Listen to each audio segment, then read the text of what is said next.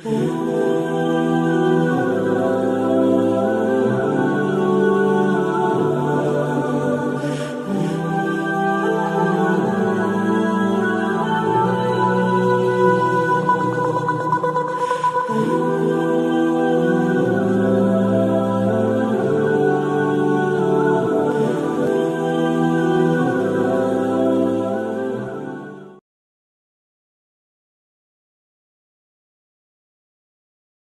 لله نحمده ونستعينه ونستغفره ونعوذ بالله من شرور أنفسنا وسيئات أعمالنا من يهده الله فلا مضل له ومن يضلل فلا هادي له وأشهد أن لا إله إلا الله وحده لا شريك له وأشهد أن محمدا عبده ورسوله أما بعد فإن خير الحديث كتاب الله وخير الهدي هدي محمد صلى الله عليه وسلم وشر الأمور محدثاتها وكل محدثة بدعة وكل بدعة ضلالة وكل ضلالة في النار.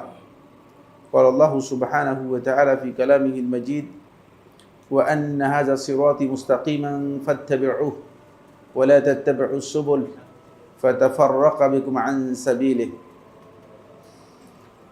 সম্মানিত উপস্থিতি দিনী ভাই বোন, আল্লাহ রাব্বুল আলামিনের অসংখ্য অগণিত শুকরিয়া যে মহান রাব্বুল ইজ্জত ওয়াল জালাল অত্যন্ত মেহেরবানি করে ইয়মুল জুমার এই পড়ন্ত বিকেলে যে সময় আল্লাহ সুবহানাহু ওয়া তাআলা আল্লাহর বান্দাদের দোয়া কবুল করে থাকেন, এই গুরুত্বপূর্ণ একটি সময় আমাদেরকে অত্যন্ত গুরুত্বপূর্ণ একটি মজলিসুল জিকির, যেখানে শুধুমাত্র আল্লাহ রাব্বুল আলামিনের আল্লাহ রাব্বুল আলামিনের দ্বীন এবং আল্লাহ রাব্বুল আলামিনের আসমা সিফাত ও মৌলিক যে আকীদার বিষয়গুলো আছে সেগুলো নিয়ে আলোচনা করা হয় থাকে। এই ধরনের একটি গুরুত্বপূর্ণ মজলিসে আমাদেরকে একত্রিত হওয়ার বসার তৌফিক দিয়েছেন। এই জন্য আল্লাহ রাব্বুল আলামিনের অসংখ্য অগণিত শুকরিয়া, আলহামদুলিল্লাহ। আমাদের যে বোনেরা রয়েছেন সেখানে আওয়াজ ক্লিয়ার হচ্ছে কিনা এবং আপনাদের এসি কাজ করছে কিনা, ঠান্ডা হচ্ছে কিনা আপনারা একটু কনফার্ম করবেন সংশ্লিষ্টকে টেলিফোন করে, যদি এসি চালানো হয়েছে। তারপরেও এসি ঠান্ডা হচ্ছে কিনা এবং আওয়াজ ক্লিয়ার হচ্ছে কিনা একটু কনফার্ম করবেন। সম্মানিত উপস্থিতি, আপনারা জানেন যে গত প্রোগ্রামে আমরা মানহাজুস সালেফদের মানহাজ নিয়ে কথা শুরু করেছিলাম। যখন আমরা মানহাজ সম্পর্কে বলতেছিলাম সেখানে মৌলিক কিছু বিষয় আপনাদের দৃষ্টি আকর্ষণ করেছি এবং আজকের যে আলোচনা শুরু হবে সালেফদের মানহাজের বৈশিষ্ট্য নিয়ে। লাস্টে সেখানে গিয়ে আমরা থেমেছিলাম, আপনাদের যারা উপস্থিত ছিলেন খেয়াল থাকার কথা। মানহাজ কি সেটা আমরা স্পষ্ট করেছি। মানহাজ হচ্ছে একটি সুস্পষ্ট রাস্তা, যেই রাস্তা দিয়ে সুনির্দিষ্ট আদর্শের একদল লোক সবসময় নিজেকে পরিচালিত করতে পারে বা পরিচালিত হতে পারে। মানহাজ হচ্ছে আদর্শিক রাস্তার নাম, আর আরবিতে তরিক বলা হয় তাকে, রাস্তাকে। আপনারা আরবি যারা এখানে অনেক আছে আরবি পড়েন, তরিকুন অর্থ কি? রাস্তা। কিন্তু মানহাজ হচ্ছে কি? রাস্তা। মানহাজ হচ্ছে আদর্শিক রাস্তার নাম। একটা আদর্শের উপরে নিজেকে সুপ্রতিষ্ঠিত রেখে সে আদর্শ দিয়ে আপনি পরিচালিত হতে হলে যেই পদ্ধতি, যে রাস্তার অনুসরণ করবেন সেটা হচ্ছে আদর্শিক রাস্তা, সেটা হচ্ছে মানহাজ।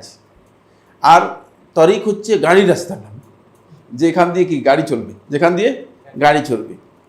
হজে গিয়েছেন যারা দেখবেন তরিক মানে রাস্তা দাও রাস্তা দাও, বুঝতে পেরেছেন কিনা?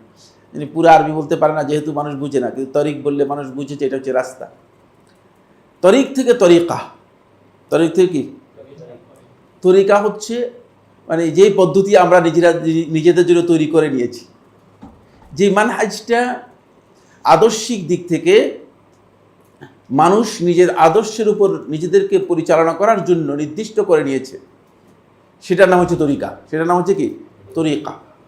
আচ্ছা, তাহলে আমরা মানহাজ সম্পর্কে আলোচনার মোদ্দা কথায় পেয়ে গিয়েছি, যেটা আগের আলোচনার মধ্যে বলেছিলাম। সেলেফ আমাদের কাছে পরিচিত, সালাফ বলতে আমরা বুঝি সাহাবায়ে কেরামদেরকে। কাদেরকে? সাহাবায়ে কেরামদেরকে। আমি এই কথা গত আলোচনার মধ্যে বলেছি, যদি পৃথিবীর কোনো চিন্তাধারায়, কোনো আদর্শে সাহাবায়ে কেরামদেরকে মাইনাস করে যদি ইসলামের কোনো থিম দেওয়া হয়ে থাকে, চিন্তাধারা দেওয়া হয়ে থাকে, তাহলে বুঝতে হবে এটা বিকৃত চিন্তা, মাঝখান দিয়ে কাট হয়ে গেছে, এটা ভুল চিন্তা। যেমন এই যে কানেকশান, ইলেকট্রিক কানেকশানটা যদি মিটার থেকে মেইন যেই মানে লাইন আছে সেই লাইন পর্যন্ত যদি কোথাও ডিসকানেক্ট থাকে, একেবারে সামান্য হোক না, এটা চলবে কিনা? লাইট জ্বলবে কিনা? জ্বলবে না, এটা স্বাভাবিক কথা। যদি আপনি সাহাবায়ে কেরামদেরকে কাট করে দেন, বাদ দিয়ে দেন, তাহলে বুঝতে হবে যে আপনার মৌলিকভাবে আকীদার মধ্যে বিচ্যুতি, বিভ্রান্তি তৈরি হয়েছে। ফলে অনেকেই সালাফদের কথা বলেন কিন্তু সাহাবায়ে কেরামদের পর্যন্ত পৌঁছাতে পারেন না, সাহাবায়ে কেরাম পর্যন্ত পৌঁছতে পারেন না। যেমন যারা কাদেরী তরিকার কথা বলতেছেন, কাদরিয়া তরিকার, তাদেরকে আপনি যদি জিজ্ঞেস করেন যে কাদরিয়া তরিকাটা কাদের, তখন তারা হয়তো এটা বলবে যে এটা হচ্ছে আব্দুল কাদের জিলানী রহমতুল্লাহ আলাইহির তরিকা। আব্দুল কাদের জিলানীর সাথে মানে রাসূল সাল্লাল্লাহু আলাইহি ওয়াসাল্লামের সম্পর্ক কি? রাসূলুল্লাহ সাল্লাল্লাহু আলাইহি ওয়াসাল্লাম ইন্তেকালের কয়শো বছর পরে আসছেন, মাঝখান দিয়ে সূত্রটা কোথায় গেল? এটা কি প্রশ্ন করতে হবে না? অবশ্যই প্রশ্ন করতে হবে দ্বীনের জন্য। আর আপনি জানতে হবে তো আমি আমার সম্পর্কটা রাসূল পর্যন্ত পৌঁছছে কিনা। আমি আপনাদেরকে গত ক্লাসে বলেছি, আপনারা খেয়াল করেছেন কিনা, যে শেখ আলী আব্দুর রহমান আল হুযাইফি হাফিজাহুল্লাহ তাআলা কোরআন এর ইজাজা এর দিক থেকে তার থেকে রাসূল সাল্লাল্লাহু আলাইহি ওয়াসাল্লাম পর্যন্ত সর্বমোট লোক সংখ্যা হচ্ছে 29 জন। মানে 29 জনের কাছ থেকে বায়া হয়ে তারপরে তার কাছে তিনি কোরআন কি করেছেন, কোরআনের সনদ দিয়েছেন। বুঝতে পেরেছেন? সুতরাং আমাদের সূত্র হচ্ছে এই ধরনের, আমাদের প্রত্যেকের সূত্র আল্লাহ রাসূল পর্যন্ত রয়েছে, এই সূত্র আল্লাহ রাসূল পর্যন্ত পৌঁছতে হবে। মাঝখানে 4-5 জন নেই, মাঝখানে গ্যাপ, তাহলে আপনি বুঝবেন যে আপনার যে এই সূত্র সঠিক নয়, এখানে বিভ্রান্তি রয়েছে। আসুন, এই জন্য সালাফ হচ্ছে সাহাবায়ে কেরাম। সাহাবায়ে কেরামদের সাথে সাহাবায়ে কেরামদের যারা সত্যিকার অনুসরণ করেছে, পরবর্তীতে যুগে যুগে একদল লোক সাহাবায়ে কেরামদের নির্ভেজাল, নিঃশর্ত এবং অত্যন্ত আন্তরিকতার সাথে, ইহসানের সাথে সুন্দরভাবে সাহাবায়ে কেরামদের যারা অনুসরণ করেছে, তারাই হচ্ছে সাহাবায়ে কেরামদের পরবর্তী তাবেঈন এবং তবে তাবেঈন। এদের মাধ্যমেই মূলত কিয়ামত পর্যন্ত একদল লোক সহি দ্বীনের উপর থাকবে। সেটা কোনো কোনো যুগে হয়তো 2 জনও হতে পারে, এতে কোনো অসুবিধা নেই, এতে কোনো অসুবিধা নেই। ইমাম তিরমিজি রহমতুল্লাহ আলাইহি তার সুনানের মধ্যে বর্ণনা করেছেন, তিনি তাকে যখন প্রশ্ন করা হয়েছে যে এই যুগে মানে জামাত বলতে আপনি কাকে বুঝান বা কাকে বুঝানো হয় তাকে, তখন তিনি বলছে আহমদ আস-সুখারী একজনের নাম উল্লেখ করেছেন, তিনি হচ্ছেন জামাত। যদি সুন্নাহর উপর কোনো ব্যক্তি নিজেকে টিকিয়ে রাখতে পারে, সুন্নাহর উপর নিজের পরিপূর্ণরূপে যদি আঁকড়ে ধরতে পারে সুন্নাহকে, তাহলে একজন হলেও তিনি জামাত, একজন হলেও তিনি উম্মাহ। এটা কোরআন বলেছে, ইন্না ইব্রাহিমা কানা উম্মাতান, ইব্রাহিম একজন উম্মাহ ছিল। ইব্রাহিম সম্পর্কে বলতেছেন আল্লাহ তাআলা একজনই, একাই উম্মাহ ছিল। বুঝতে পেরেছেন কেমনি একাই উম্মাহ ছিল? তার কারণ হচ্ছে একটি আদর্শ যিনি টিকিয়ে রাখবেন, তিনি একক থাকলেও তিনি একজন উম্মাহ। বুঝতে পারেন? তার মর্যাদা হচ্ছে উম্মার মর্যাদা, কারণ একটা আদর্শের উপর ছিলেন, তাওহীদের আদর্শের উপর ছিলেন। তার দ্বীনের নাম ছিল দ্বীন হানিফ, হানিফিয়তের উপর ছিলেন, একেবারে নির্ভেজাল শিরক মুক্ত দ্বীনের উপর ছিলেন। ফলে সালাফদের সাথে আমাদেরকে জানতে হবে যে আমরা আমাদের যে সূত্র আছে, এই সূত্র পর্যন্ত আমরা আসলে বুঝতে পেরেছি কিনা। যদি আমার আদর্শ, আমার আকীদা, আমার বিশ্বাস, আমার আমল, আমার আখলাক, এগুলো যদি মাঝখানে সলফে সালেহিন পর্যন্ত না গিয়ে শুধুমাত্র ভারতের পর্যন্ত চলে যায়, ভারত পর্যন্ত গেল আর কি। বুঝতে পেরেছি? একসময় আমাদের এদেশ থেকে কিছু সংখ্যক লোক এদেশ থেকে জাহাজে হজে যাওয়া হতো। বুঝতে পেরেছেন? তো ঘুরে ঘুরে ঘুরে ঘুরে শ্রীলঙ্কা হয়, তারপরে বোম্বাই পর্যন্ত যেত। বোম্বাই যাওয়ার পরে এরপর জাহাজ নষ্ট হয়ে যেত, ফিরে বোম্বাই থেকে চলে আসতো, এদেরকে বোম্বাই হাজি বলতো। বুঝতে পেরেছি? বুঝলেন? এরকম বহু শুনেছি, বোম্বাই হাজি। বলে বোম্বাই হাজি কেন? তার কারণ হচ্ছে এরপরে আর হজ করতে পারে না, যেতে পারে না বেচারা। জাহাজ বিকল হয়ে গেছে, তখন মুম্বাই থেকে বন্দর থেকে তাদেরকে নামা দিয়েছে, বলছে যাও আস্তে করে এদিক দিয়ে চলে যাও, বাস হয়ে যাও, বাংলাদেশে চলে যাও। আসল জায়গায় পৌঁছতে পারে নাই। তো মাঝখানে যদি আপনার কাট হয়ে যায়, শুধুমাত্র বোম্বাই গিয়ে শেষ হয়ে যায়, তাহলে হাজি হতে পারবেন, বোম্বাই হাজি হতে পারবেন। কিন্তু ইসলামের এই সম্পর্ক সরাসরি আপনার চলে যেতে হবে কোথায় পর্যন্ত? একেবারে আল্লাহ রাসূল সাল্লাল্লাহু আলাইহি ওয়াসাল্লাম পর্যন্ত। মাঝখানে কোনো সূত্র আপনার নষ্ট হতে পারবে না, কোনো জায়গায় আপনার কি হতে পারবে, বিচ্ছিন্নতা আসতে পারবে না। এটা হচ্ছে মূলত সালাফদের বক্তব্য। এই কারণে সাহাবায়ে কেরামদেরকে আমাদেরকে সামনে রাখতে হবে। কারণ আমরা যদি সাহাবীদের থেকে ইসলাম ভালো বুঝি, সাহাবায়ে কেরাম যেটা বুঝেন নাই ইসলামের ব্যাপারে, যদি আমি সাহাবীদের থেকে বেশি ভালো বুঝি, তাহলে বুঝতে হবে যে এটা আমার বুঝ, আল্লাহ রাসূল সাল্লাল্লাহু আলাইহি ওয়াসাল্লাম বুঝেন নাই। কারণ সাহাবায়ে কেরামরা বুঝ নিয়েছেন কার থেকে? রাসূলুল্লাহ সাল্লাল্লাহু আলাইহি ওয়াসাল্লাম থেকে।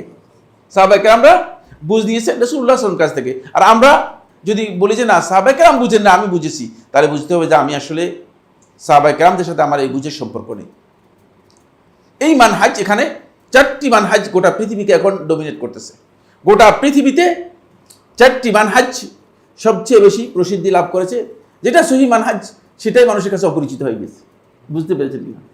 কারণ রাসূলুল্লাহ সাল্লাল্লাহু আলাইহি ওয়াসাল্লাম বলেছেন যে বাদা আল ইসলাম গরীবান, ইসলাম অপরিচিত, আননোন, একেবারেই যখন ইসলামের আত্মপ্রকাশ হয়েছে তখন শুধুমাত্র মুহাম্মদ সাল্লাল্লাহু আলাইহি ওয়াসাল্লাম একজনই মুসলিম। তারপরে ঘরে এসে আল্লাহ তাআলার মেহেরবানি, ইচ্ছা করলে খাদিজা রাদিয়াল্লাহু আনহা ইসলাম গ্রহণ নাও করতে পারতেন, ঠিক না? কারণ নবীদের অনেক স্ত্রী ইসলাম গ্রহণ করেননি, কিন্তু খাদিজা রাদিয়াল্লাহু আনহা ইসলাম গ্রহণ করেছেন, 2 জন হলো।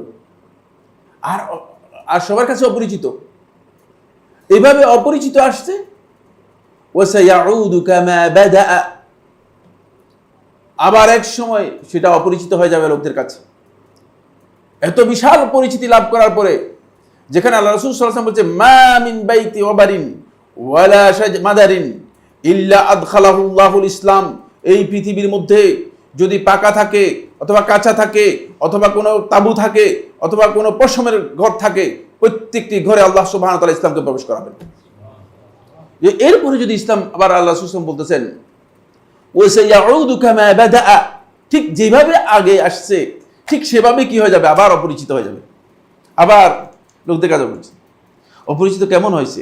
মানে আমাদের কাছে টেলিফোন করে, আমার কাছে তো মনে হয়েছে না এখন আমাদের কাছেই অপরিচিত হয়ে গেছে আমাদের কাছে। কারণ আপনি যদি মসজিদের মধ্যে সালাতের পরে আপনি যদি মুনাজাত না করেন, তাহলে আপনার দিকে লোকেরা তাকাবে যে লোকটা কি ভাই, আপনার সমস্যা কি, আপনি মুনাজাত করেন না কেন? মানে ইসলাম অপরিচিত হয়েছে না কি অপরিচিত হয়েছে? ইসলামই অপরিচিত হয়ে গেছে। বুঝতে পেরেছেন কিনা? ইসলামই অপরিচিত। আমাদের কাছে টেলিফোন করে যে সে বুঝি না, হঠাৎ করে দেখি যে আমার ছেলে তা দাঁড়িয়ে রেখে দিয়েছে মসজিদে নামাজ পড়ে জামাত। কি উত্তর দিবেন আপনি? কি উত্তর দিবেন? মানে ইসলাম যে অপরিচিত হয়ে গেছে এর প্রমাণ দিচ্ছি। বুঝতে পেরেছেন? মানে মুসলিম ব্যক্তি এই প্রশ্ন করার কথা ছিল না, কিন্তু আজকে মুসলিম এই প্রশ্ন করতেছে আমাদের কাছে যে কি কারণে ছেলে আমার মানে এখনো কলেজে পড়ে, মানে সামান্য বয়স, সে দাঁড়িয়ে রেখে দিয়েছে আবার মসজিদে গিয়ে জামাতে নামাজ পড়তেছে। কারণ আমরা তো জানি যে বয়স দাঁড়িয়ে যখন সাদা হয়ে যাবে, বৃদ্ধ হয়ে যাবে, তখন আস্তে, যখন হাঁটতে ফিরতে পারে না, কাজ টাজ নেই, বুঝতে না, তখন আস্তে আস্তে করে মসজিদে যাবে, কিছু সময় মসজিদে বেকার সময় কাটাবে। বুঝতে না, আমাদের ইসলামটা হচ্ছে এই। এখন হঠাৎ করে কি যুবক দাঁড়িয়ে রেখে দিয়েছে আবার সেই মানে মসজিদে সালাত আদায় করতেছে, ইসলাম অপরিচিত হয়ে গেছে। এখন ইসলাম কিন্তু মুসলিমদের কাছে অপরিচিত, মুসলিমদের কাছে ইসলাম অপরিচিত, যদি আমরা মানে এটাকে স্বীকার করে নিতেছি না, কিন্তু আসলে বাস্তব অবস্থা হচ্ছে এই। আসুন, রাসূলুল্লাহ সাল্লাল্লাহু আলাইহি ওয়াসাল্লাম যে বলেছেন এই অপরিচিত হয়ে যাবে, এই অপরিচিতের মধ্যে এই 4টি মানহাজ যেগুলো পৃথিবীর মানুষের কাছে পরিচিত ছিল, এর মধ্যে সবচেয়ে যেটা ইসলামের সহিহ মানহাজ, যেটা রাসূল সাল্লাল্লাহু আলাইহি ওয়াসাল্লাম যে মানহাজের উপর লোকদেরকে রেখে গিয়েছেন, সাহাবায়ে কেরামদেরকে রেখে গিয়েছেন, যেই মানহাজের উপর সাহাবায়ে কেরামগণ প্রতিষ্ঠিত ছিলেন এবং কিয়ামত পর্যন্ত আল্লাহ রাসূল সাল্লাল্লাহু আলাইহি ওয়াসাল্লাম বলেছেন যে একদল লোক প্রতিষ্ঠিত থাকবে, কিয়ামত পর্যন্ত থাকবে, ঠিক ওই মানহাজ, এটাই আজকে আননোন, আর বাকি সবটাই পরিচিত। 1 নম্বর মানহাজ বা 1 নম্বর তরিকা হচ্ছে তরিকাতুস সুফিয়িন, সুফিদের মানহাজ। মাশাআল্লাহ মাশাআল্লাহ, আপনি মানে উত্তরাতে এই কয়েকজন লোক আছে, ব্যাপারটা এমন কিনা, আপনি একটা মাহফিল ডাকেন না তাদের, তা দেখবেন যে মানে এই 3 নম্বরে যে ফ্রেন্ডস মাঠ বলে না, জায়গা ভরে যাবে না, জায়গায় দেওয়া যাবে না, জায়গায় দেওয়া যাবে না। লম্বা পাগড়ি দিয়েও বলতেন না, এরপরে গায়ের সাথে গা লেগে তারপরে বায়াত গ্রহণ করতেছে। তরিকাটা কি খুব ভালো করে খেয়াল করুন, মানহাজটা কি? এই মানহাজটা হচ্ছে যে মানে আপনি আপনার অন্তর থেকে হুজুরের অন্তর দিকে তাকাবেন, চোখ বন্ধ করে। হুজুরের অন্তর থেকে সরাসরি আপনার কাছে এলেম আসবে, বুঝতে পেরেছেন? এলেম জ্বালার দরকার নেই, এলেমটা এমনি হয়ে যাবে, বুঝতে পেরেছেন? হুজুরে কি দিল হুজুরেই জানে, আর আপনি কি নিলেন সেটা আপনি ভালো জানেন। এই তরিকা হচ্ছে তরিকাতুস সুফিয়্যিন। তারা বলে যে তোমরা তো জ্ঞান গ্রহণ করতেছো, আনতুম তাখুযুনাল ইলম মিন হাইয়িন, তোমরা জীবিত ব্যক্তির কাছ থেকে জ্ঞান গ্রহণ করতেছো, আও মাইয়িতিন, অথবা মৃত ব্যক্তির কাছ থেকে জ্ঞান গ্রহণ করতেছো। যে জীবিত ব্যক্তি মারা যায় শেষ, কিন্তু আমাদের ইলম হচ্ছে সরাসরি এইভাবে মানুষের অন্তর থেকে হতে হতে নাহনু নাখুযুল ইলমা মিনাল হাইয়িল কাইয়্যুম, হাইয়ুল কাইয়্যুম থেকে আমরা ইলম গ্রহণ করে থাকি। নাউযুবিল্লাহি মিন যালিক। নবীদেরকে মাঝখান থেকে কি করেছে? কাট। নবী এবং রাসূলদের মাঝখানে কোনো কি নেই, কোনো স্পেস নেই। ফলে তাদের যতগুলো সূত্র আছে, যতগুলো কিতাব আছে, প্রত্যেকটি কিতাবের মধ্যে সর্বোচ্চ গ্রেডের নাম হচ্ছে আল গাউসুল আযম। আল গাউস আল আযম, আল গাউসুল আযম কিন্তু আল্লাহ নয়, এই মাখলুক, বুঝতে পেরেছেন? এটা কি যে কোনো একজন মাখলুক। আর বাংলাদেশে এরকম গাউস প্রচুর পাওয়া যায়, অনেক গাউস পাওয়া যায় বাংলাদেশে, গাউসের কোনো শেষই নেই। তারা নবীদের যে গ্রেডটা আছে আমাদের সাথে, মানে আল্লাহ রাব্বুল আলামিনের ইলম থেকে আমাদের সূত্র কি? আমাদের সূত্র হচ্ছে রিসালাতের সূত্র, রাসূলের মাধ্যমে আমরা পেয়েছি। রাসূলকে বাদ দিয়ে আপনি কি কোনো ইলমের কথা মানে বিবেচনা করতে পারেন, অথবা কোনো ইলমের চিন্তা করতে পারেন? প্রশ্নই আসে না। রাসূলকে বাদ দিয়ে আপনি এই জ্ঞান নিতে পারবেন না, এর সুযোগ নেই, এর কোনো জায়গায় নেই। কিন্তু তাদের রাসূলের কোনো বক্তব্যই নেই, সবসময় তাওয়াজ্জু হচ্ছে চোখ বন্ধ করে শুধুমাত্র হুজুরের দিকে, হুজুরের অন্তরের দিকে তাওয়াজ্জু দিবেন। হ্যাঁ, হুজুরের অন্তরের দিকে তাওয়াজ্জু দিবেন। তরিকাতুস সুফিয়া এটি ব্যাপকভাবে মানে প্রসিদ্ধি লাভ করেছে এই পৃথিবীতে। এদের তরিকার সংখ্যা অসংখ্য, অগণিত। বাংলাদেশে হয়তো আপনারা 4টি তরিকার কথা জেনেছেন, কিন্তু না, আসলে 4টি তরিকা নয়, এদের শতাধিক তরিকা রয়েছে। কেউ কেউ 170টি তরিকার কথা উল্লেখ করেছেন। আফ্রিকাতে প্রচুর তরিকা রয়েছে। যত মানে লোক বৃদ্ধি পাচ্ছে তত তরিকাও কি বৃদ্ধি পাচ্ছে, তত তরিকাও বৃদ্ধি পাচ্ছে। কারণ তরিকা তো আবিষ্কার করা হয়, তো যে জিনিস আবিষ্কার হয় সেটা সবসময় বাড়তেই থাকবে, এটা কমার কোনো সুযোগ নেই। কথা কি বুঝতে? যেহেতু কোরআন এবং হাদিসের প্রয়োজন নেই, বুঝতে পেরেছেন? চোখ বন্ধ করলেই এলম হয়ে যায়, চোখ বন্ধ করলে কি হয়ে যায়? এলম হয়ে যায়। এলমটা এখন যেভাবে খুশি সেভাবে বিতরণ করা যেতে পারে।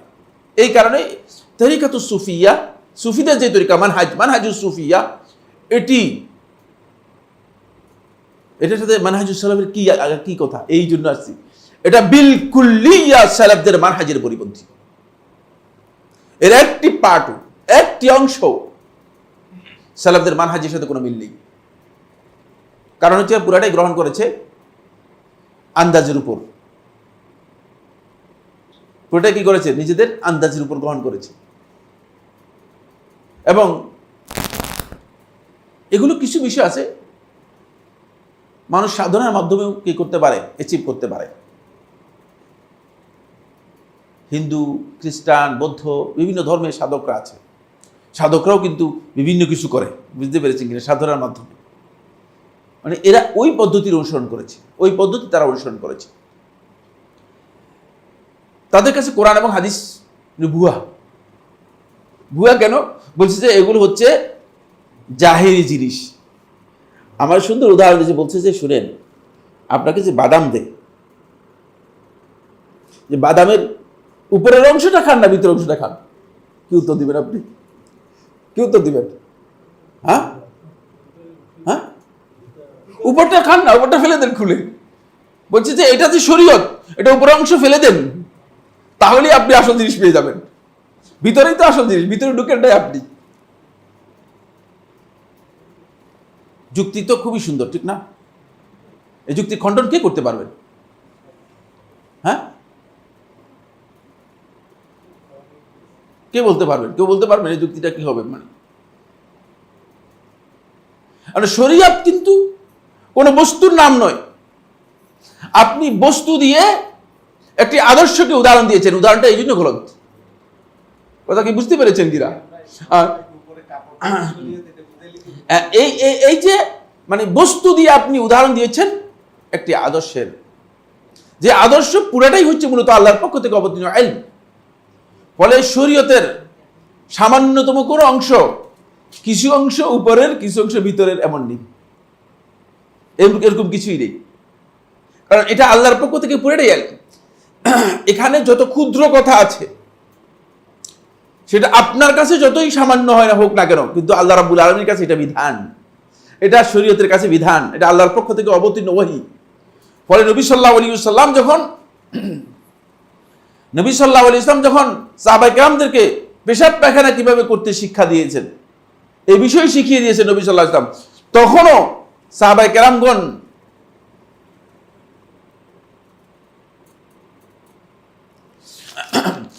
কেরামগণ যে এটাকে এইভাবে নেন নাই, এভাবে গ্রহণ করেন নাই যে না এটা ক্ষুদ্র জিনিস, শরীয়তের এটা ক্ষুদ্র জিনিস, এটা বৃহৎ জিনিস, শরীয়তের এটা গুরুত্বপূর্ণ জিনিস, এটা শরীয়তের গুরুত্বপূর্ণ জিনিস নয়।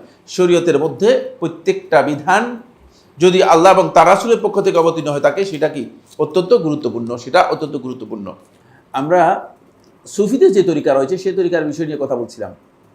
দেখেন, তারা জ্ঞান অর্জনের ক্ষেত্রেও তারা সরাসরি যে জ্ঞানগুলো আছে এগুলোকে মোটেও গ্রহণ করে না, মোটেও গ্রহণ করে না।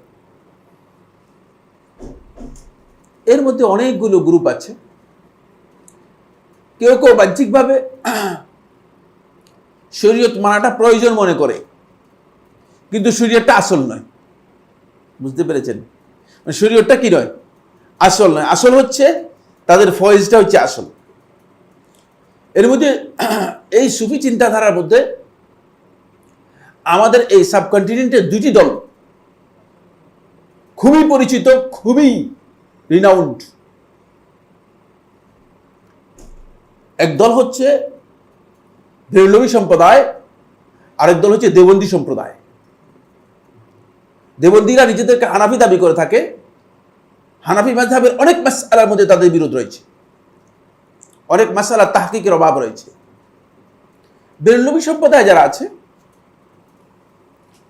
তারা সরাসরি কবরে গিয়ে চায় এবং কবরের সিজদা করে, কবরের পূজা করে। শিরকের জন্য আর কিছু বাকি আছে বলে আমার জানা নেই। তারা যদি এটাকে শিরক মনে করতেছে না, কিন্তু আমার জানা নেই যে এতে আর শিরক কোনটা হবে। যদি এটা শিরক না হয় তাহলে শিরক কোনটা হবে এটা আমার জানা নেই। আরেকটি হচ্ছে দেওবন্দি সম্প্রদায়। দেওবন্দিদের মধ্যে যারা আছে তারা কবরওয়ালার কাছে সরাসরি দোয়া করে না, কিন্তু কবরে গিয়ে কবরওয়ালার মুরাকাবা করে, তার কাছ থেকে, কবর থেকে তারা ফয়েজ হাসিল করে। এটা কি ওই যে কবর পূজা আছে, কবরে গিয়ে যে সিজদা দিয়েছে, মানে ওই সিজদার চেয়ে মানে কোনো অংশে কম কিনা? আপনারা কি মনে করেন? হ্যাঁ, আমি কোনো অংশেও কম মনে করি না, একেবারেও কম মনে করি না। তার কারণ হচ্ছে তাদের একাধিক মুরব্বীদেরকে দেখেছি, আমি নিজের চোখেও দেখেছি। মানে আমি নিজে মানে তৈরি করি বলতেছি, আল্লাহর কসম, না প্রশ্নই আসে না। তাহকিক ছাড়া একটি বক্তব্য এইখান থেকে আমরা দেবো না, দেইও না, কোনোদিন দেই না। আমি নিজেই দেখেছি কবরের সামনে গিয়ে চোখ বন্ধ করে কবরের মুরাকাবা করতেছে। কেন জিজ্ঞেস করা হয়েছে যে কবর থেকে তিনি ফয়েজ হাসিল করবেন। ফয়েজ হচ্ছে রহমত। রহমত কি আল্লাহ তাআলার কাছ থেকে হাসিল করবেন না কবর থেকে হাসিল করবেন? আপনাদের আঁকি দেখি, রহমত কার কাছ থেকে পাওয়া যায়? সুবহানাল্লাহ, সূরা ফাতিহার অর্থ পর্যন্ত বুঝলাম না। আলহামদুলিল্লাহ রাব্বিল আলামিন আর রহমানির রহিম, রহমতের দুটি শব্দ, দুটি বৈশিষ্ট্য, দুটি গুণাবলী, দুটি নাম আল্লাহ সুবহানাহু ওয়া তাআলা সূরা ফাতিহার মধ্যে উল্লেখ করেছেন। খেয়াল করেছেন বিষয়টা? সেটা পর্যন্ত আমরা বুঝলাম না। আমরা রহমতের জন্য কবরের কাছে যেতে হবে, অথচ আমাদের আকীদা হচ্ছে যিনি মারা গিয়েছেন, কবরের মধ্যে আছেন যিনি, তিনি সবচেয়ে রহমতের মুহতাজ এবং তিনি জীবিতদের কাছে দোয়ার জন্য মুহতাজ। এটা হচ্ছে আমাদের আকীদা, এটা হচ্ছে আমাদের আকীদা। তিনি মুহতাজ দোয়ার জন্য, কারণ তার আমলনামা কি হয়েছে, স্টপ হয়ে গিয়েছে, বন্ধ হয়ে গিয়েছে। এখন যদি তার আমলনামার মধ্যে কিছু পাঠাতে হয়, কিছু যোগ করতে হয়, কিছু অ্যাড করতে হয়, তাহলে আপনাকে পাঠাতে হবে, কারণ তার পক্ষ থেকে আর চলবে না। অথচ মানে পুরাই উল্টা। ফলে অনেক বড় একজন আলেম, বাংলাদেশের নাম বললে সবাই চিনে যাবে, এই জন্য আমি বলছি না, যে আমাকে বলতেছিল যে বলছে আমি প্রত্যেক বছরই মদিনায় এসে মদিনাওয়ালার কাছ থেকে মানে আগে পাশ করাইনি তো মদিনাওয়ালায় মানে আমাকে পাশ করে দেন, তারপরে আমি হজের জন্য আসার সুযোগ পেয়ে যাই। চিন্তা করেন এ বক্তব্যকে আপনারা কিভাবে চিন্তা করবেন, এ বক্তব্যের বিবেচনাটা কি হবে, চিন্তা করেছেন? ইয়া সুবহানাল্লাহ। যদি মানহাজ ঠিক না হয়, আপনার সত্যিকার মানহাজ যদি আপনার ঠিক না হয়, আপনার মানহাজের বিচ্ছুতি থেকে যায়, তাহলে আপনি এই ধরনের কঠিন কঠিন ভয়ঙ্কর ভয়ঙ্কর জঘন্য জঘন্য শিরকি আকীদার মধ্যে আপনি নিজেকে নিমজ্জিত করে ফেলবেন। আপনি মনে করবেন যে এটা দিন, আসলে এটা দিনের কিচ্ছু না, বরং দিনের চেয়ে অনেক দূরে সরে গিয়েছে। এটাকে আপনি মনে করবেন যে এটা দিন, নাউজুবিল্লাহ মিন যালিক, এবং তারা এটাই মনে করতেছে, তারা এটাকে দিন হিসেবে মনে করতেছে। আশ্চর্যের বিষয়। আমি শুধুমাত্র একটি পয়েন্ট আলোচনা করলাম, কাদের? মানহাজুস সুফিয়া, সুফি মানহাজের একটি পয়েন্ট আলোচনা করেছি, কিন্তু আরো প্রচুর কথা আছে। সুফি মানহাজ নিয়ে আমার বিশ্লেষণ নয়, আমার সালাফদের মানহাজ নিয়ে বিশ্লেষণ। এই জন্য যাতে করে সুফি মানহাজের সাথে কোথায় আমরা কন্ট্রাডিক্ট করছি, এই মানহাজ পুরাটাই মানে এর কোন একটা অংশ আপনি মনে করবেন না যে এটা মানে সালাফদের মানহাজের সাথে কি রয়েছে, সামান্যতম মিল রয়েছে। তাদের কেউ কেউ আশ্চর্য হবেন, তাদের কেউ কেউ একথা বলতেছে যে আমরা যে জাহিরি যে নামাজ পড়তেছি এটা আসলে নামাজ না। বুঝতে পেরেছেন? প্রকৃত নামাজ আমাদের কাছে অন্য জিনিস। চিন্তা করেন মানে কত বিভ্রান্ত বক্তব্য আছে। এগুলো সবগুলো সমাজের মধ্যে ব্যাপকভাবে ছেয়ে আছে এবং মানুষ জানে, এগুলো সম্পর্কে বিস্তারিত জানে। এটা প্রথম মানহাজের কথা বললাম, মানহাজ সুফিয়া। দ্বিতীয় মানহাজ হচ্ছে, এটা হলো মানহাজুল মুতাজিলা ওয়াল আকলানিয়িন। মুতাজিলা এবং আকলানি যারা আছে, আকলানি হচ্ছে যারা আকলকে অগ্রাধিকার দেয়, বিবেককে অগ্রাধিকার দেয়, তাদের মানহাজ।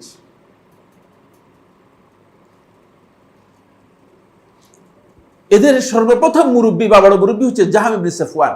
এর নাম বললাম কি? জাহাম ইবনে সাফওয়ান। এ হচ্ছে সবচেয়ে গ্রেট মুরব্বী আর কি, বুঝতে পেরেছেন? এই গবেষণা করতে করতে আল্লাহ রাব্বুল আলামিন সম্পর্কে এমন এক পর্যায়ে গবেষণা করে ফেলেছে যে শেষ পর্যন্ত বলছে যে না, আরশের উপরে আল্লাহ তাআলা আছেন, এটা আল্লাহ আরশের উপরে আসলে কিছুই নেই,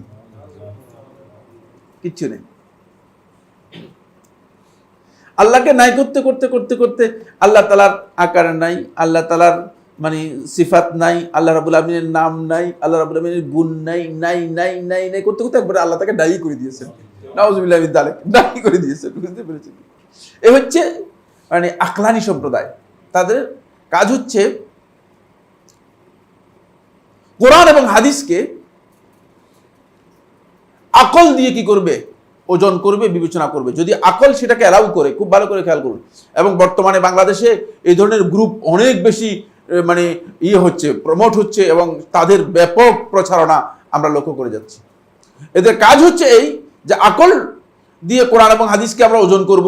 যদি আকল দিয়ে বুঝে না আসে এবং আকল যদি কোরআন এবং হাদিসের এই বিষয়গুলোকে সাপোর্ট না করে, সমর্থন না করে, তাহলে এগুলো গ্রহণযোগ্য না, এগুলো বাতিল। নাউজুবিল্লাহ।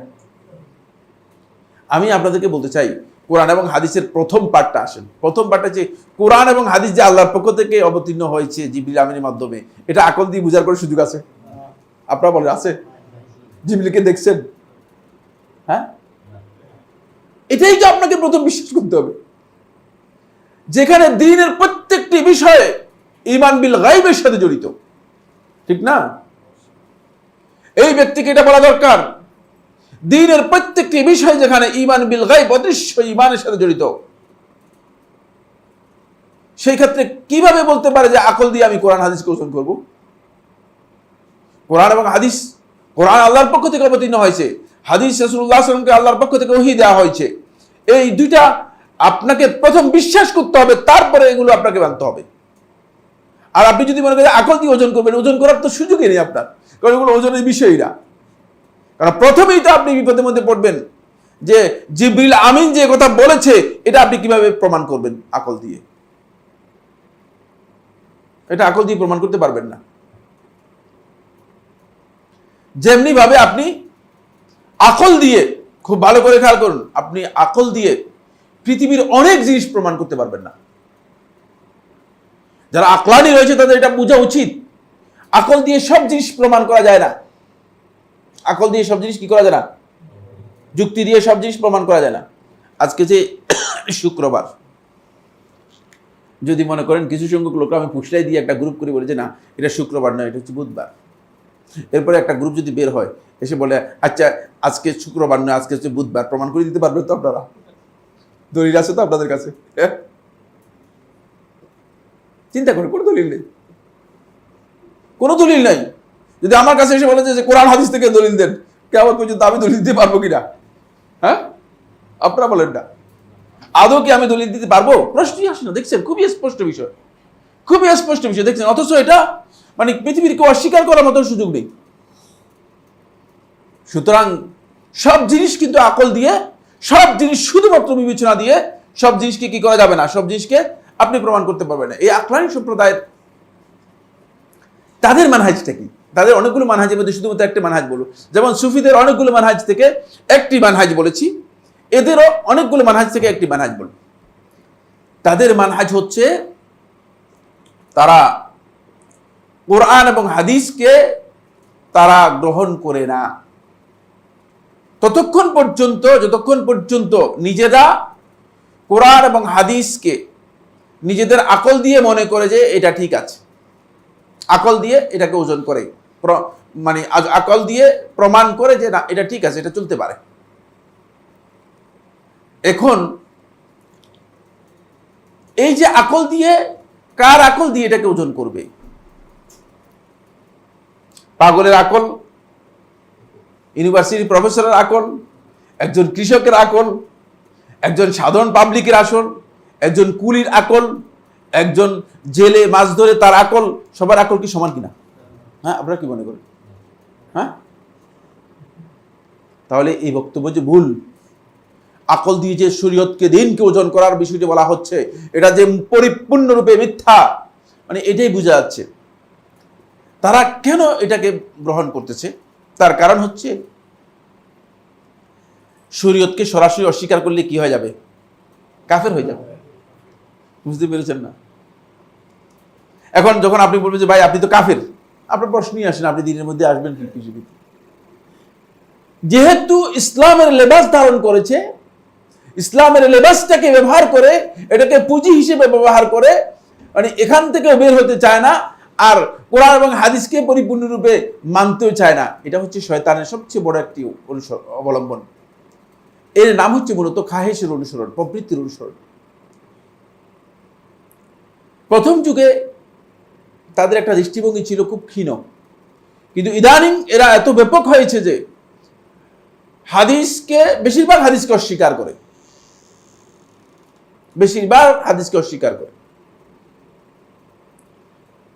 জান্নাত জাহান্নামের যে হাদিসগুলো আছে সেগুলো সবগুলো আমরা আমাদের আকীদা কি জান্নাত জাহান্নাম সম্পর্কে বলতে পারবেন কিনা কেউ? জান্নাত এবং জাহান্নাম সম্পর্কে আমাদের আকীদাটা কি? না, সত্য আছে, হ্যাঁ, মানে জান্নাত এবং জাহান্নাম দুইটাই বর্তমানে আছে, সৃষ্ট, মানে সৃষ্ট বর্তমানেই আছে। তারা বলছে না বর্তমানে থাকবে কেউ কেন? আল্লাহ তারা কি পাগল নাকি? নাউযুবিল্লাহ মিন যালিক। বলে পাগলে হলে না, মানে কত শত বছর পরে কখন কিয়ামত হবে, কিয়ামত পরে কখন বিচার ফয়সালা হবে, 50,000 বছর, তোমরা বলতেছো 50,000 বছর পর বিচার হবে, তারপরে বিচার হলে তারপরে জান্নাত জাহান্নাম দিবে। তো এত আগে আল্লাহ রাব্বুল আলামিন জান্নাত জাহান্নাম এগুলো ঠিক করে রাখছে কিছু না, আল্লাহ তাআলা ব্যাকুল নাকি? নাউযুবিল্লাহ মিন যালিক। আকল দিয়ে এগুলো বলতেছে। এই যে মানে বক্তব্য, এটা ধৃষ্টতা, আল্লাহ রাব্বুল আলামিনের শানে ধৃষ্টতা, সীমালঙ্ঘন।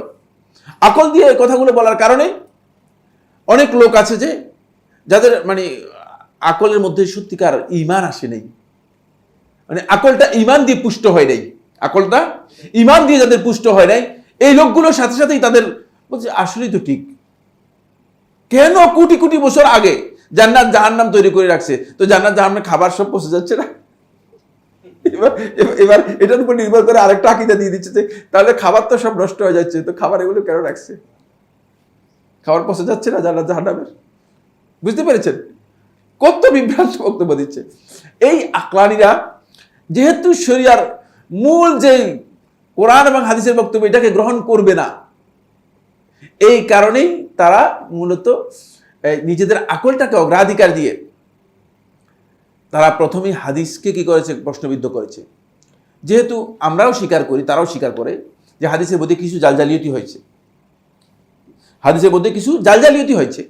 তার এই স্বীকারোক্তির মাধ্যমে তারা সুযোগ পেয়ে গিয়েছে, বলছে যেহেতু হাদিসের মধ্যে জালজালিয়াতি আছে, হাদিস বাদ। নাউজুবিল্লাহ মিন যালিক। এটা পৃথিবীর কোনো আলেম বলেন নেই। হাদিসের মধ্যে জালজালিয়াতি হয়েছে, সেটা জালজালিয়াতি সবটাই কি করা হয়েছে, আলাদা করে দেওয়া হয়েছে, সবটাই তাহকিকের মাধ্যমে পরিপূর্ণরূপে আলাদা করে দেওয়া হয়েছে। পৃথিবীর একজন সিঙ্গেল ম্যান এখন পাবেন না যে একটি হাদিসকে সে নিজে জাল করে তৈরি করে নতুন আবিষ্কার করতে পারবে, সম্ভব নয়, ইম্পসিবল। আহলে হাদিসগণ এইভাবে বিষয়গুলোকে কি করেছেন, ব্যাখ্যা করে দিয়েছেন, এইভাবে বিষয়গুলো আলোচনা করে দিয়েছেন। সুতরাং প্রশ্নই আসে না আপনার যে জালজালিয়াতির কথা আপনি এখানে উত্থাপন করতে পারেন, কারণ এখন আর জালজালিয়াতির বিষয় নেই, এখন আর জালজালিয়াতির বিষয় নেই। সবটা আলেমগণ তাহকিকের মাধ্যমে স্পষ্ট করে দিয়েছেন, আমাদের কাছে খুবই স্পষ্ট হয়ে গিয়েছে, দিবালোকের মতো স্পষ্ট হয়ে গিয়েছে। এটা হলো মানহাজুল আকলানিয়িন অথবা এটা মানহাজুল মুতাজিলা।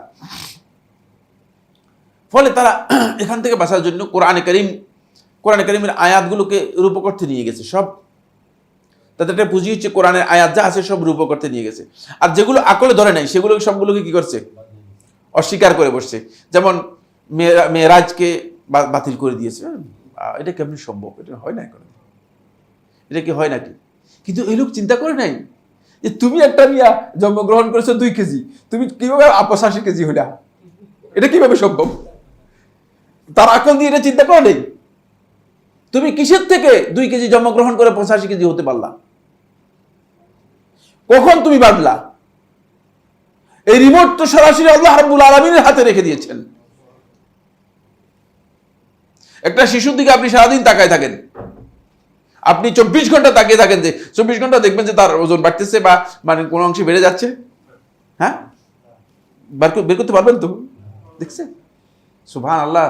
আল্লাহ রাব্বুল আলামিন তার সৃষ্টির মধ্যে কত বিশাল কুদরত রেখে দিয়েছেন, কত বিশাল আয়াত নিদর্শন আমাদের জন্য রেখে দিয়েছেন মহান রাব্বুল ইজ্জত ওয়াল জালাল, যাতে করে আপনি বুঝতে পারেন যে এত ছোট্ট মানুষ আস্তে আস্তে বড় হয়ে যাচ্ছে। মাশাআল্লাহ, আগে দেখছে এত ছোট, এখন কত বড়, কিভাবে হয়ে যাচ্ছে। এটা চিন্তা করে না, এই বিষয় চিন্তা করে না, চিন্তা করে যে কিভাবে নবী সাল্লাল্লাহু আলাইহি ওয়াসাল্লাম মেরাজ হয়েছে। এটা হতে পারে না, অসম্ভব, এসম্ভব হতে পারে না। কিভাবে কবরে আযাব হবে, কবরের মধ্যে মানুষ সব দাফন করার পরে সবগুলো মানুষ পচে গলে একেবারে কি হয়ে যাবে, শেষ হয়ে যাবে, কবর আযাবটা হয় কিভাবে?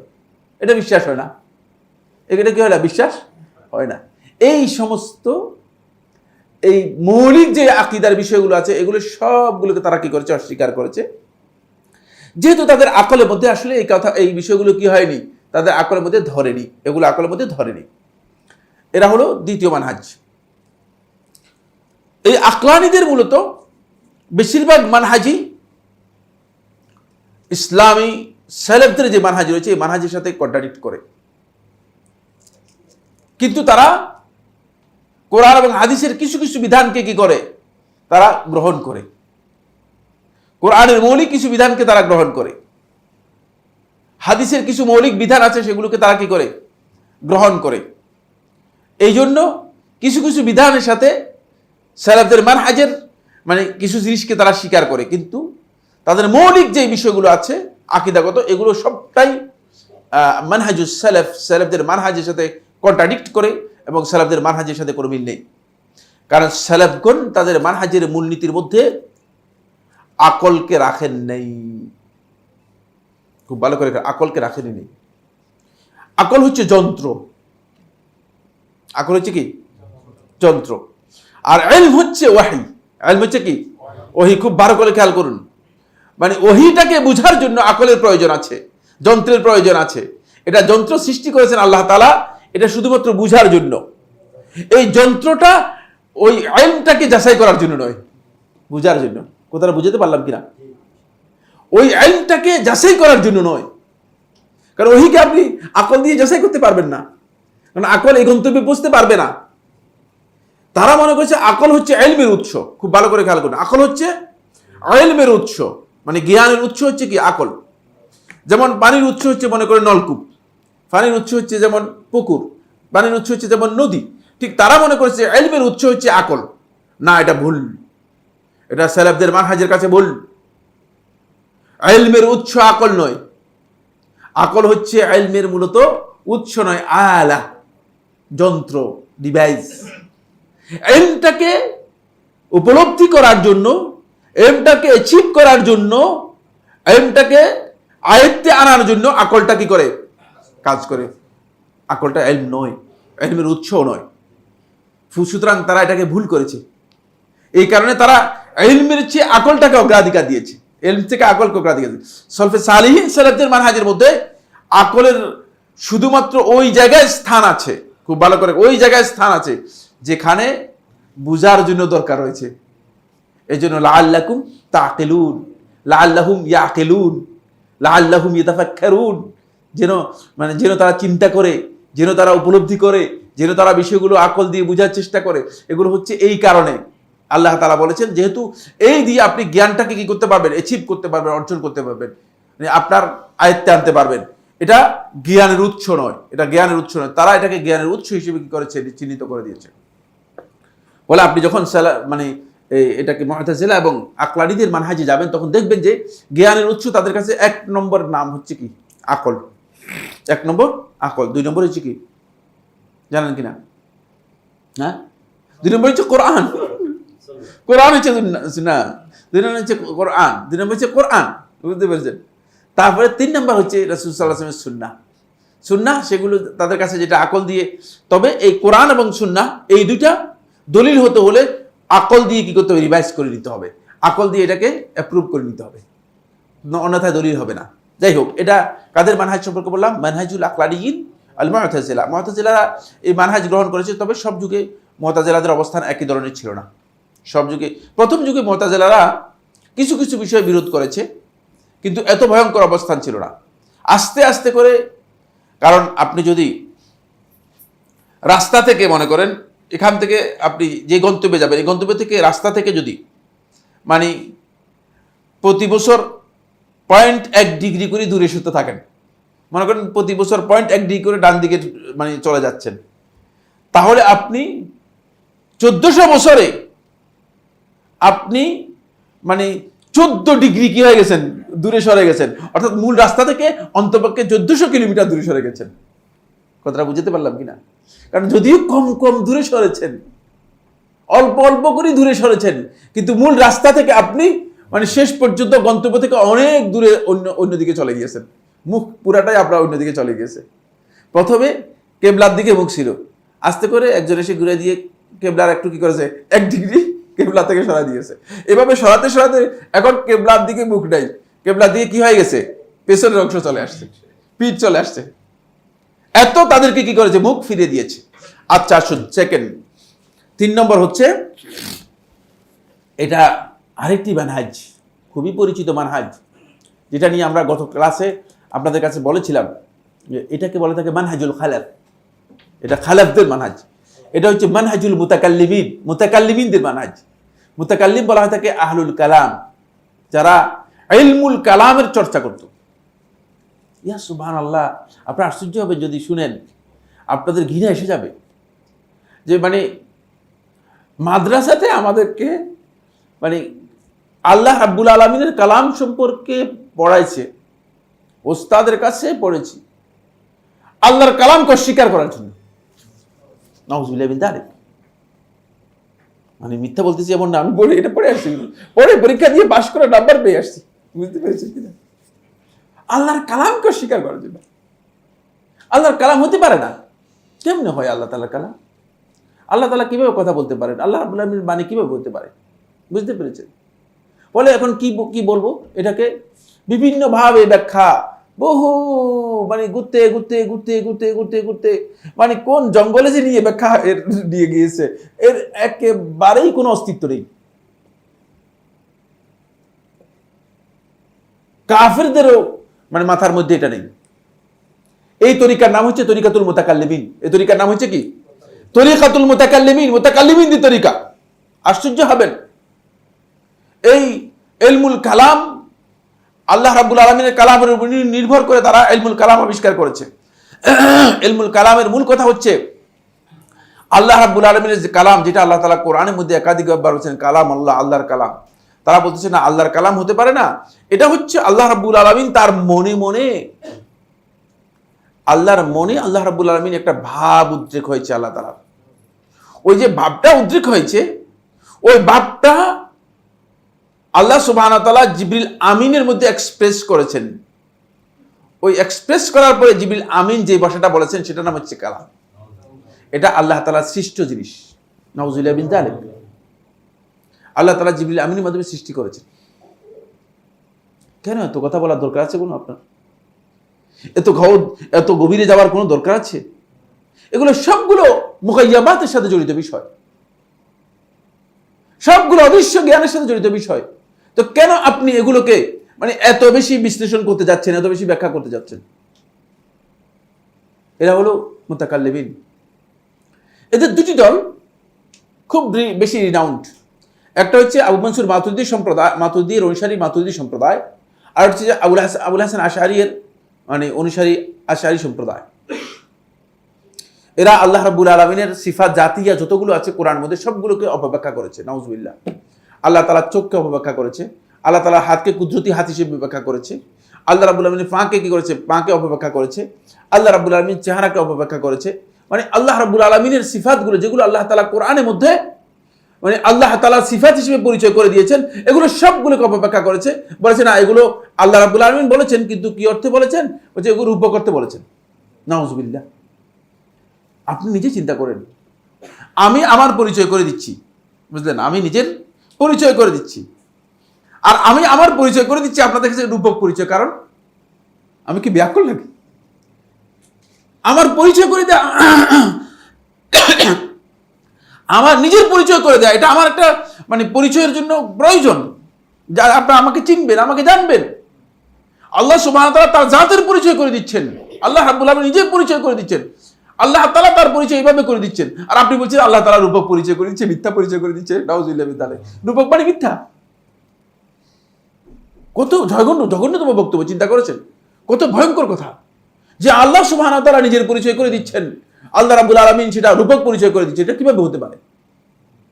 তারা এই কারণে আল্লাহ রাব্বুল আলামিনের সিফাত যেগুলো আছে, সিফাত জাতিয়া, সবগুলোকে তারা কি করেছে? অস্বীকার করেছে। এটা হচ্ছে মানহাজুল মুতাকাল্লিমিন। মানহাজুল মুতাকাল্লিমিন এর মধ্যে মূলত সালাফদের মানহাজের সাথে তারা সবচেয়ে বড় কন্ট্রাডিক্ট করেছে আসমা এবং সিফাতের ব্যাপারে। আল্লাহ রাব্বুল আলামিনের নামগুলোকে স্বীকার করেছে, সবগুলো ঠিক আছে, কিন্তু আল্লাহ রাব্বুল আলামিনের সিফাত যেগুলো আছে, আল্লাহ রাব্বুল আলামিনের সিফাতগুলোকে তারা কি করেছে? বিভিন্নভাবে অপব্যাখ্যা করেছে। সিফাতের ক্ষেত্রে তারা সালাফদের মানহাজের সাথে পরিপূর্ণরূপে সালাফদের মানহাজ থেকে বিচ্যুত এবং দূরে রয়েছে। আল্লাহ তাআলা সিফাতগুলোকে তারা বেশিরভাগই মেনে নেয় নাই, বেশিরভাগই মেনে নেয় নাই।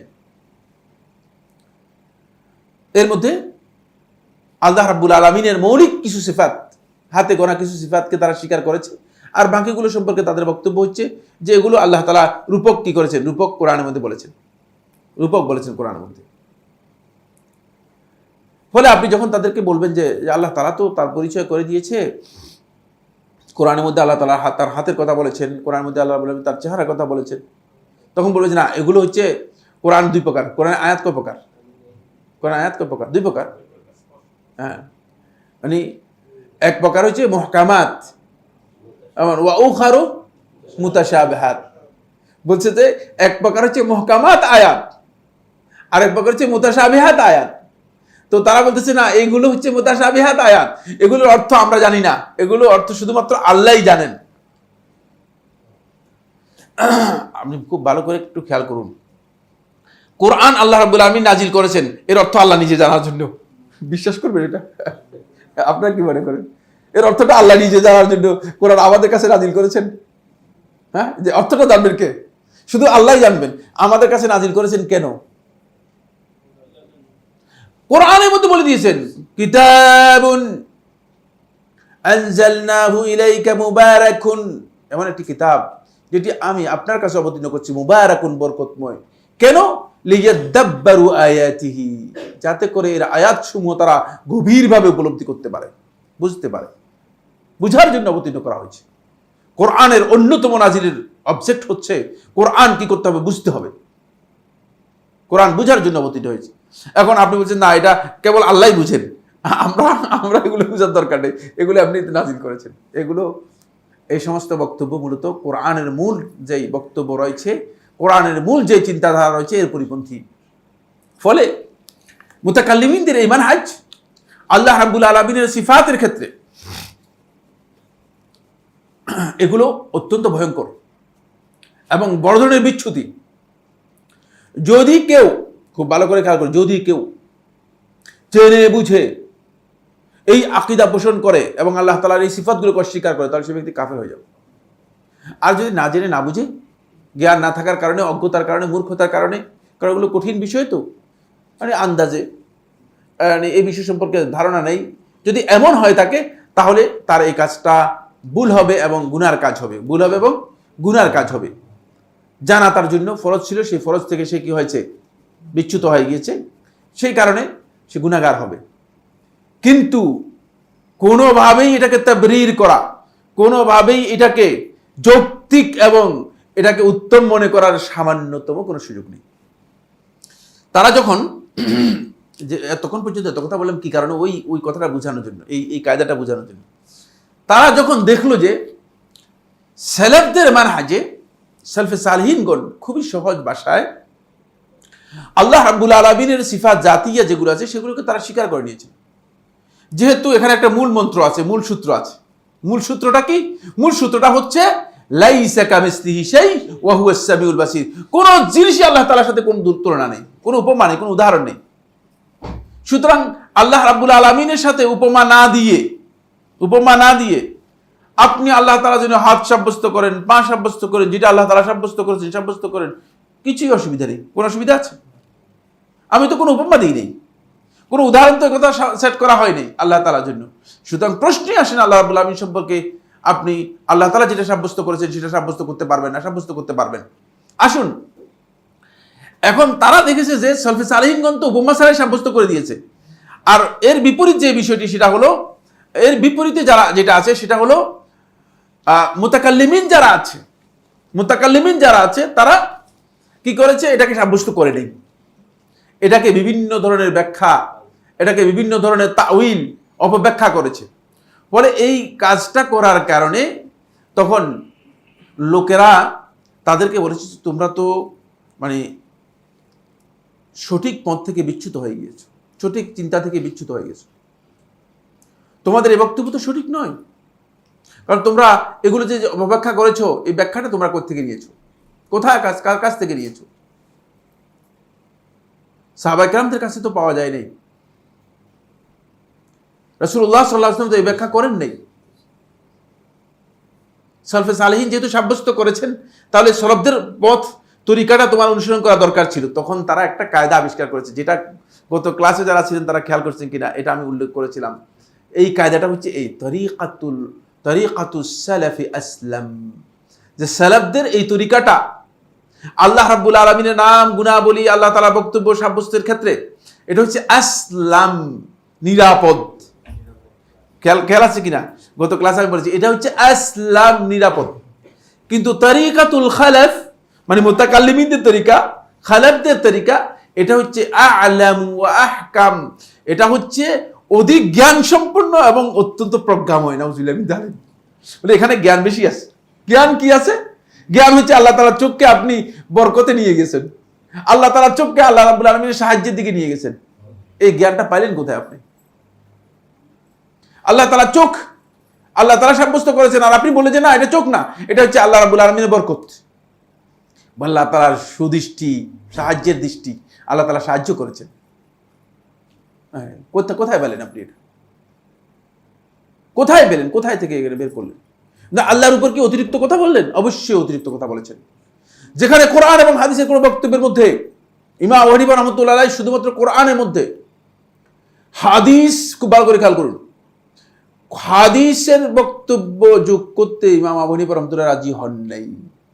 বলেছেন যে হাদিসের মধ্যে যে অতিরিক্ত বক্তব্যটুকু আসছে, কোরআনের মধ্যে যেটা অতিরিক্ত আসে নাই, হাদিসের মধ্যে আসার কারণে কোরআনকে আলাদা রাখার জন্য হাদিসের এই বক্তব্যকে আমরা বলবো যে এটা মানে যুক্ত হবে, কিন্তু এটা অন্য ফরম্যাটে আসবে, এটা মানে নসের কোরআনের সাথে আসবে না। যেখানে ইমাম আবু হানিফা রাহমাতুল্লাহ আলাইহি হাদিসকে পর্যন্ত কোরআনের সাথে যুক্ত করতে রাজি হলেন না, সেখানে আপনারা আল্লাহ রাব্বুল আলামিনের সিফাতকে নিজেদের মন গড়া বক্তব্য দিয়ে আল্লাহর কোরআনের মধ্যে যুক্ত করে দিচ্ছেন। এটা কোত্থেকে আপনারা আবিষ্কার করলেন? কে বলেছে এটা? এটা একটি মাত্র কারণ, সেটা হচ্ছে সালাফদের মানহাজের পরিপন্থী, আর নিজেদের মানহাজটাকে একটু মানুষের কাছে খোলাসা করার জন্য, বড় করার জন্য, যে ও তারিকাতুল খালাফি আলাম ও আহকাম, যে খালাফদের তরিকা, মুতাকাল্লিমিনদের তরিকা, এটা হচ্ছে আলাম, অনেক বেশি জ্ঞান সম্পন্ন, মানে এর মধ্যে অনেক কথা আছে। আল্লাহ তাআলার হাতকে মানে 4-5টা তাবিল করেছেন। তো এখন এই লোকে একভাবে তাবিল করেছে, এই লোকে একভাবে তাবিল করেছে, 5 জনে 5 ভাবে তাবিল করেছে। আল্লাহ তাআলা কি আসলে এরকম কথা বলছেন? হ্যাঁ, প্রশ্ন আছে। এটাই তো বুঝে যাচ্ছে যে আল্লাহর কালামকে আপনি আপনার মন গড়া ব্যাখ্যা করে দিচ্ছেন। তাহলে কিয়ামত পর্যন্ত যদি আল্লাহ রাব্বুল আলামিনের কালামের এই অপব্যাখ্যা চলতে থাকে, তাহলে হাজার হাজার ব্যাখ্যা আল্লাহর নামে চালু করে দিবে, সবগুলো মিথ্যা ব্যাখ্যা, সবগুলো অপব্যাখ্যা। এই কারণে এই অপব্যাখ্যার কোনো সুযোগ এখানে নেই, অপব্যাখ্যার কোনো স্থানে নেই। তারা এই তরিকাটা আবিষ্কার করে, এবং এটা মানে সবচেয়ে বহুল মানে প্রচলিত একটি কায়দা, যে সালফে সালেহিন যা বলছেন আসলাম নিরাপদ, বলছে যদি কোনো সমস্যা থেকে বাঁচতে চান কেউ, তাহলে এই পথটা অবলম্বন করতে পারেন। কিন্তু আমাদের তরিকাটা, আমরা যে তরিকাটা অবলম্বন করেছি, আমরা যে মানহাজটা অনুসরণ করেছি, এই মানহাজটা হচ্ছে আমাদের সবচেয়ে জ্ঞান গর্ব, অত্যন্ত জ্ঞান ভিত্তিক মানহাজ। নাউজুবিল্লাহ মিন যালিক। জ্ঞান ভিত্তিক কিসের জ্ঞান দিয়েছেন? অতিরিক্ত কি জ্ঞান রয়েছে? আল্লাহ রাব্বুল আলামিন সম্পর্কে কোনো অতিরিক্ত জ্ঞান দেওয়ার সুযোগ নেই। একটি কথা বলবো, 1 নম্বর পয়েন্ট হচ্ছে আল্লাহ রাব্বুল আলামিন সম্পর্কে শেখুল ইসলাম ইবনে তাইমিয়া রাহমাতুল্লাহ আলাইহি বলেন যে আল কাউলু ফি সিফাতি কাল কাউলি ফি যাত। যদি কোনো ব্যক্তি আল্লাহ রাব্বুল আলামিনের সিফাত সম্পর্কে কোনো বক্তব্য দিতে চায়, তাহলে আল্লাহ রাব্বুল আলামিনের সিফাত সম্পর্কে তাকে বক্তব্য দিতে হলে আল্লাহ তাআলা জাত সম্পর্কে সে কথা বলল আন্দাজের উপর। কারণ সিফাত এবং জাত, আল্লাহ রাব্বুল আলামিনের গুণাবলী এবং সত্তা একটা আরেকটা থেকে বিচ্ছিন্ন না, একাত্রে একই জাত। এই জাতের সিফাতগুলো আলোচনা করা হচ্ছে। সুতরাং আপনি যদি আল্লাহ রাব্বুল আলামিনের সিফাত সম্পর্কে বলেন যে সিফাতের ধরন হচ্ছে এই, আন্দাজের উপর যদি এটার উদাহরণ দেন, তাহলে বলতে হবে যে আল্লাহ তাআলার ধরনটা ওই। খুব ভালো করে খেয়াল করুন। আর যদি আল্লাহ রাব্বুল আলামিনের সিফাত সম্পর্কে আপনি কোনো তাওয়িল করেন, কোনো ব্যাখ্যা করেন, তাহলে আপনি বলতে হবে যে আল্লাহ তাআলার জাত সম্পর্কে আপনাকে কি দিতে হবে? ব্যাখ্যা দিতে হবে। কোনোটাই প্রযোজ্য নয়। আন্দাজের উপর কোনোটাই আপনি বলতে পারেন না। আল্লাহ রাব্বুল আলামিন জাত সম্পর্কে আন্দাজে বলতে পারেন না, আল্লাহ রাব্বুল আলামিন সিফাত সম্পর্কে আন্দাজে বলতে পারেন না। সুতরাং কোনো ব্যক্তি যদি আল্লাহ রাব্বুল আলামিন সিফাত সম্পর্কে আন্দাজের উপর বক্তব্য দেয়, সে আল্লাহ তাআলা জাত সম্পর্কে আন্দাজের উপর বক্তব্য দিল। কথাটা বুঝতে পারলাম? আল্লাহ তাআলা জাতের উপর সে আন্দাজে বক্তব্য দিল। আল্লাহ রাব্বুল আলামিন জাতের ব্যাপারে আন্দাজে বক্তব্য দিতে পারবেন কিনা? আল্লাহর জাত তো দূরের কথা, আমার ব্যাপারে তো যদি আন্দাজে বক্তব্য দেন, আমি যদিও আমি মারবো না, কিন্তু অন্ততপক্ষে থাপ্পড় 2-1টা যদি দেওয়ার ক্ষমতা তাকে না দিয়ে ছাড়বো না, ঠিক না? কারণ আমার সম্পর্কে আন্দাজে বক্তব্য দিবেন কি কিসের ভিত্তিতে? আর যদি আমার সম্পর্কে আপনি আন্দাজে বক্তব্য দেওয়ার মতো ক্ষমতা না রাখেন, আপনি আল্লাহ সম্পর্কে আন্দাজের উপর, নিজের ধারণার উপর বক্তব্য দিবেন, নাউজুবিল্লাহ মিন যালিক। এটা কত বড় জঘন্য অপরাধ। তারপরে দ্বিতীয় আরেকটি কায়দা শেখুল ইসলাম আত-তাদমুরিয়াতে উল্লেখ করেছেন। তিনি বলেছেন সেটা হলো এই যে আল কাউলু ফি বা'দি সিফাতি কাল কাউলি ফি বা'দিহা। কিছু সিফাত সাব্যস্ত করলেন, বললেন যে আল্লাহ তাআলার ইলম সাব্যস্ত করছি, আল্লাহ তাআলার হায়াত সাব্যস্ত করেছি, আল্লাহ রাব্বুল আলামিন জীবিত আছেন, এটা ঠিক আছে। আল্লাহ রাব্বুল আলামিন ইলম আছে, এটা ঠিক আছে। আল্লাহ রাব্বুল আলামিন মানে তার সত্তা আছে, এটা ঠিক আছে। আল্লাহ রাব্বুল আলামিনের কুদরত আছে, এটা ঠিক আছে। আল্লাহ তাআলার রহমত আছে, এটা ঠিক আছে। তো এগুলো সাব্যস্ত করলেন, আর বাকিগুলো সাব্যস্ত করলেন না কিসের ভিত্তিতে? কিছু সাব্যস্ত করতে পারলে বাকিগুলো সাব্যস্ত করতে পারবেন না, কি কারণে? কোন সমস্যার কারণে? এগুলো যেভাবে সাব্যস্ত করেছেন সেগুলোও সেভাবে সাব্যস্ত করতে পারবেন। কথাটা বুঝতে পেরেছেন? কিছু যদি আল্লাহ তাআলার জন্য সিফাত সাব্যস্ত করা যায়, তাহলে বাকিগুলো সম্পর্কে, আল্লাহ রাব্বুল আলামিন সম্পর্কে সাব্যস্ত না করা আল্লাহ রাব্বুল আলামিনের সিফাতের ব্যাপারে মূলত বড় ধরনের বিভ্রান্তি। যেহেতু আপনি আল্লাহ তাআলার জন্য কিছু সিফাত সাব্যস্ত করেছেন, আপনি বলছেন যে আল্লাহ তাআলার জন্য আমরা 7টা সিফাত সাব্যস্ত করেছি, কেউ কেউ 7টা সাব্যস্ত করে, কেউ কেউ 9টা সাব্যস্ত করে, কেউ কেউ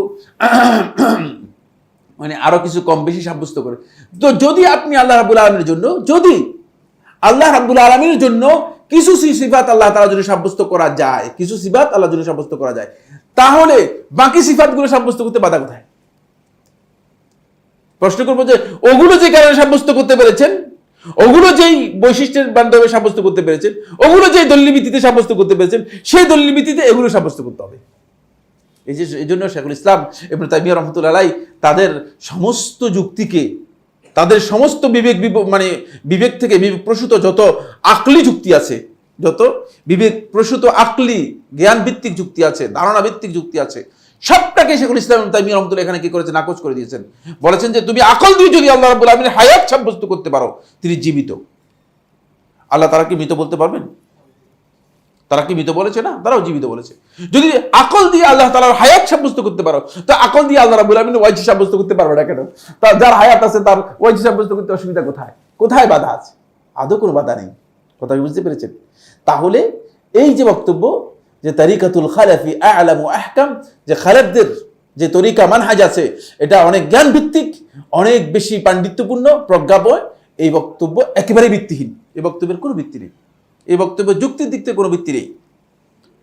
আর সালাফদের এই বক্তব্য কেন আসলাম বলেছে? তারা আসলাম বলেছে এই জন্য যে সালাফরা এখানে আর অতিরিক্ত কথা বাড়ায় নেই। এটাই অবশ্যই নিরাপদ আল্লাহ তাআলার শানে, এটাই। কারণ আল্লাহ রাব্বুল আলামিনের জাত অথবা সিফাতের কোনো অংশকে আমরা আদৌ কোনো গবেষণার মাধ্যমে আবিষ্কার করার ক্ষমতা রাখি কিনা? আপনারা কি মনে করেন? আল্লাহ রাব্বুল আলামিন তো দূরের কথা, আল্লাহ সুবহানাহু ওয়া তাআলা তো দূরের কথা, সালাতের মতো একটি ইবাদতের একটি রকমকেও আপনি কি গবেষণা করে আবিষ্কার করতে পারবেন কিনা? হ্যাঁ, সম্ভব কিনা? আপনারা যদি আমরা জিজ্ঞেস করি যে রুকু এমনি করে রুকু করেন কেন, কোনো উত্তর দিতে পারবেন কিনা? আমরা দিতে পারবো না, পৃথিবীর কোনো আলেম দিতে পারবে না। এটাই হচ্ছে আল্লাহর হুকুম, এটাই আমরা আনুগত্য করছি। সুতরাং যেখানে একটা ইবাদতকে নিজেদের আকল দিয়ে, বিবেক দিয়ে, বিবেচনা দিয়ে আমরা কি করতে পারি না, সাব্যস্ত করতে পারি না, সেখানে প্রশ্নই আসে না যে আল্লাহ রাব্বুল আলামিনের জাত অথবা সিফাত সম্পর্কে নিজেদের আকল ব্যবহার করতে পারি। এটা হচ্ছে মূলত এই মানহাজুল মুতাকাল্লিমিন। মানহাজুল মুতাকাল্লিমিন এই দিক থেকে আল্লাহ তাআলার আসমা এবং সিফাতের দিক থেকে সবচেয়ে বেশি পথভ্রষ্ট এবং বিভ্রান্ত, এবং সালাফদের সাথে তাদের বক্তব্য কন্ট্রাডিক্ট করে। আর সালাফদের মানহাজ হচ্ছে কি? সালাফদের মানহাজ হচ্ছে সালফে সালেহিনগণ তারা কোরআন এবং সুন্নাহকেই একমাত্র জ্ঞানের উৎস হিসেবে গ্রহণ করেন। আর কোরআন এবং সুন্নাহকে একমাত্র জ্ঞানের উৎস গ্রহণ করার পর কোরআন এবং সুন্নাহ এর বুঝ কিন্তু আপনার বুঝ হলে চলবে না, আমার বুঝ হলে চলবে না, কোনো বুজুর্গের বুঝ হলে চলবে না, কোনো পীর সাহেবের বুঝ হলে চলবে না, কোনো দরবারি আলেমের বুঝ হলে চলবে না, কোনো প্রকারের বুজুর্গ অথবা অনেক বড় ওলির বুঝ হলে চলবে না। অবশ্যই কোরআন এবং সুন্নাহ একমাত্র উৎস জ্ঞানের, ইলমের একমাত্র উৎস, কিন্তু এর বুঝটা হতে হবে সাহাবায়ে কেরাম যেভাবে বুঝেছেন সেভাবে হতে হবে। সাহাবায়ে কেরাম এখানে কি বুঝেছেন? সাহাবায়ে কেরামদের কাছ থেকে যে বুঝটা পাওয়া গিয়েছে, যে বক্তব্য পাওয়া গিয়েছে, সে বক্তব্যের আলোকে মূলত কোরআন এবং সুন্নাহকে বুঝতে হবে। আপনি যদি কোরআন এবং সুন্নাহ থেকে একটা জ্ঞান নিয়ে নেন আর আপনার মন গড়া যদি ব্যাখ্যা করে থাকেন, তাহলে আপনি কি কোরআনের অনুসরণ করলেন কিনা? বিশুদ্ধ বক্তব্য অনুসরণ করেননি।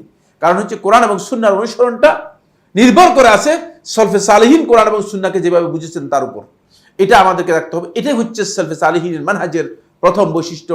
এবং এই যে তিনটি মানহাজ বললাম, যেগুলো সালাফদের মানহাজের সাথে বিভিন্ন জায়গায় কন্ট্রাডিক্ট করে, তাদের মানহাজের বৈশিষ্ট্য। আল্লাহ সুবহানাহু ওয়া তাআলা আমাদের সবাইকে যা আমরা আলোচনা করেছি বিষয়গুলো বোঝার তৌফিক দান করুন। আপনাদের কি কঠিন হয়ে গেছে কিনা বিষয়টি? কারো বুঝতে অসুবিধা হয়ে গেছে কিনা? হ্যাঁ, আমরা চেষ্টা করছি সহজভাবে বলার জন্য। আকীদার বিষয়গুলো একটু বুঝার বিষয় আছে, বুঝতে পেরেছেন? এজন্য একটু ভালো করে বুঝতে হবে। এবং যদিও বিষয়গুলো খুবই গুরুত্বপূর্ণ, ডিপ বিষয়, কিন্তু আমাদের এই জ্ঞানগুলো জানা দরকার। অন্যথায় আজকে আমাদের সমাজের মধ্যে ব্যাপক যে বিভ্রান্তি আকীদাগত রয়েছে, এই বিভ্রান্তি থেকে আমরা কি করতে পারবো না? উত্তরণের পথ পাবো না, বিভ্রান্তি থেকে আমরা বের হওয়ার সুযোগ পাবো না। হাজা সুবহানাকাল্লাহুম্মা ওয়া বিহামদিকা আশহাদু আল্লা ইলাহা ইল্লা আনতা আস্তাগফিরুকা ওয়া আতুবু ইলাইক।